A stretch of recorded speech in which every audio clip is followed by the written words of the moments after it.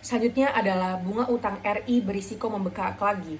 Lembaga pemeringkat internasional Moody's mengingatkan dampak kenaikan suku bunga bank-bank sentral di dunia.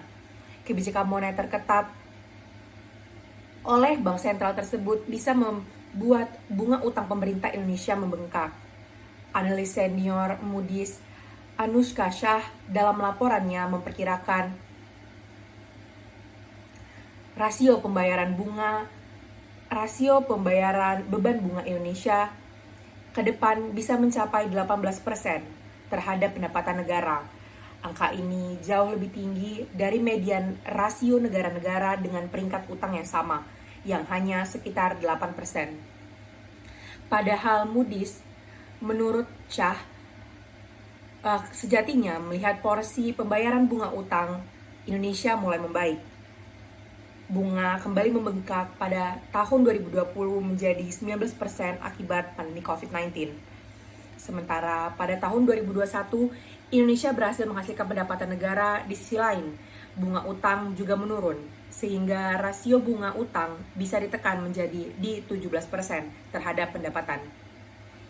Nah, ke depan, dengan adanya peningkatan suku bunga kebijakan bank-bank sentral, negara maju ini, rasio pembayaran bunga utang diperkirakan bisa lebih besar dari tahun 2021, sebab sepertiga dari total utang pemerintah secara umum masih dipengaruhi selera eksternal dan fluktuasi mata uang. Meskipun porsi pinjaman dengan mata uang asing telah berkurang secara signifikan selama 2 tahun terakhir, kata Shah dikutip Jumat 11 Februari pekan lalu. Asal tahu, dalam Anggaran Pendapatan dan Belanja Negara atau APBN 2022, pemerintah menargetkan pembayaran bunga utang sebesar 405,9 triliun rupiah. Angka ini naik 18,17% dibandingkan dengan realisasi bunga utang tahun 2021.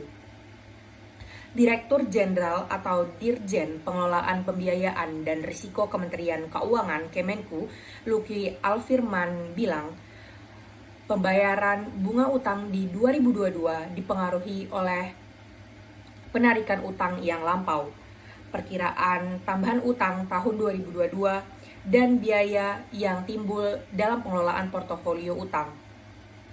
Namun, optimalisasi pembiayaan APBN 2022 dari sisi non-utang dan perbaikan kinerja pendapatan, dampak dari Undang-Undang tentang Harmonisasi Peraturan Perpajakan diharapkan dapat mengurangi pembiayaan utang dan menekan pembayaran bunga utang pemerintah, kata Luki kepada Kontan akhir Januari lalu.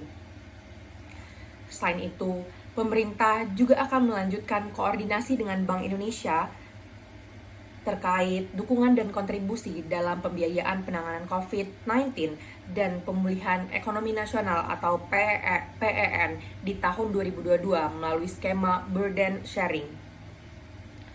Dalam hitungan pemerintah, pembiayaan APBN melalui pembelian surat berharga negara atau SBN oleh BI bisa menghemat beban utang pemerintah hingga 39 triliun rupiah per tahun.